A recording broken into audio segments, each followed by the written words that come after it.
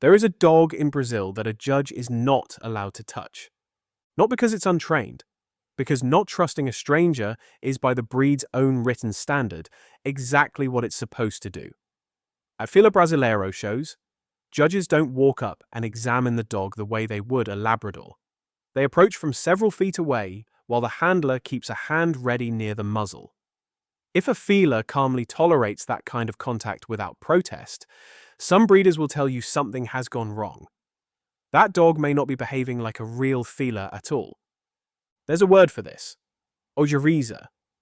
Roughly, aversion, a deep, considered dislike, not a fearful flinch. For most of a century, it hasn't just been tolerated in this breed. It's been required. To understand how a country ends up breeding that on purpose, you have to go back around 400 years, to a Brazil most people never picture. Not beaches. The interior, vast half-mapped cattle country, where a single estate could be larger than a small European nation, and the nearest help might be 3 days away. That's the world that built this dog. By the 1600s, colonial Brazil's cattle ran semi-wild across open range with no fences to help control them. A fazenda might need to guard buildings, livestock, and people, while the owner was realistically the only armed adult for miles. And Brazilian estates bordered a predator most European frontiers never had to deal with: jaguars, capable of killing cattle. So, before there's a breed, there's a job description written by geography itself. An animal that can track for miles, physically grapple something the size of a bull or a jaguar, and guard an isolated property without supervision. Whatever dog could do, that had enormous value. Whatever dog couldn't, didn't last long enough to breed. That filter, not what people wanted the dog to look like, but what the job itself would forgive, runs through this entire story. Here's where it gets genuinely uncertain. The standard account, repeated on nearly every breed website, says the Fila descends from big dogs Portuguese colonists brought over: the English Mastiff, the Bloodhound, an old bulldog type. Loose skin and scenting ability from the Bloodhound, bulk from the Mastiff, tenacity from the Bulldog. It's also a story the breed's own historians admit they can't prove. Paulo Godinho, a longtime Brazilian kennel judge and one of the breed's principal historians, describes the dog emerging in the Minas Gerais interior through what he calls random crossings, with little deliberate human intervention. His own conclusion: nobody knows for sure. What we can trace more confidently is the name. Fila comes from the Portuguese verb filar, to hold, to grip, to seize, and not let go. Long before it was a formal breed name, dogs doing this work were simply called onceiro jaguar dog, or boiadeiro cattle dog. This wasn't originally a breed in the modern sense. It was a functional category. Any capable dog doing the job got folded into the same rough type, generation after generation, with no written standard at all. And the hold itself is the key trait.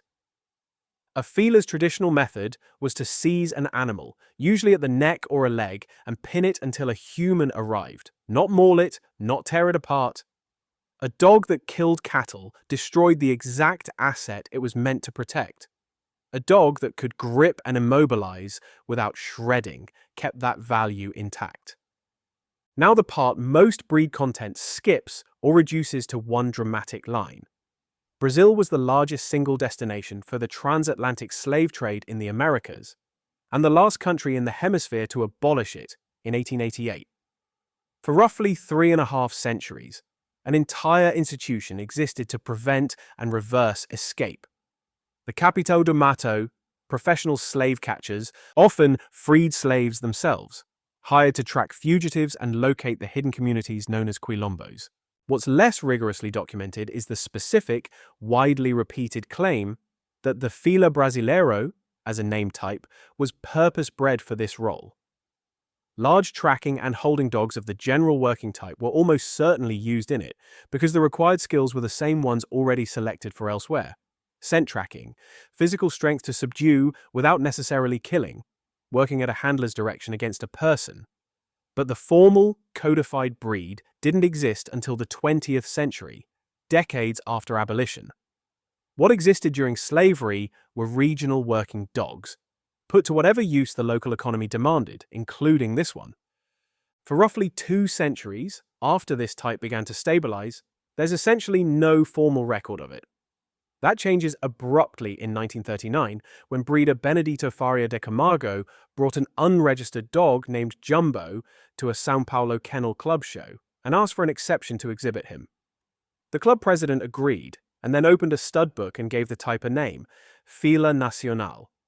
A written standard followed from Dr. Paulo Santos Cruz, who earned the title still used today, Pai da Raça, father of the breed. International recognition followed within a couple of decades. Then, in the 1970s, success nearly broke the breed. Registrations exploded, roughly 1,000 in 1975, over 8,000 by 1982. And according to breed historians involved at the time, some breeders responded by crossing Filas with English Mastiffs, Black Neapolitan Mastiffs, and Black Great Danes to chase specific looks.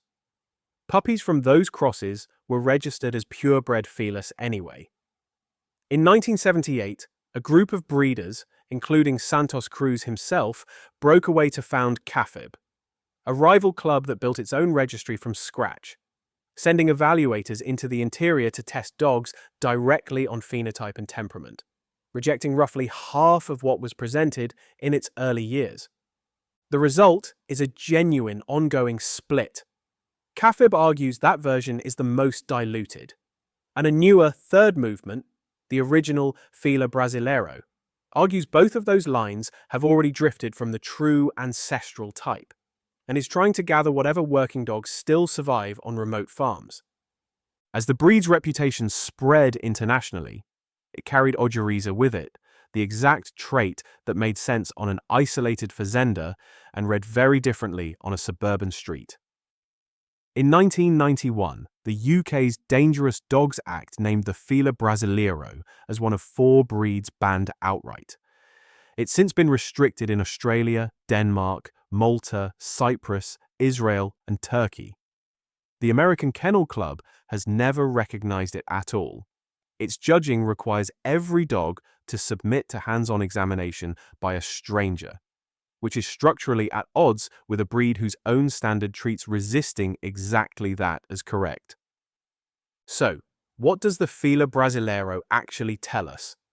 That a country without fences, without nearby law, and for centuries without any moral limit on what it would ask an animal or a person to do in the name of property, will eventually produce an animal built entirely around holding on.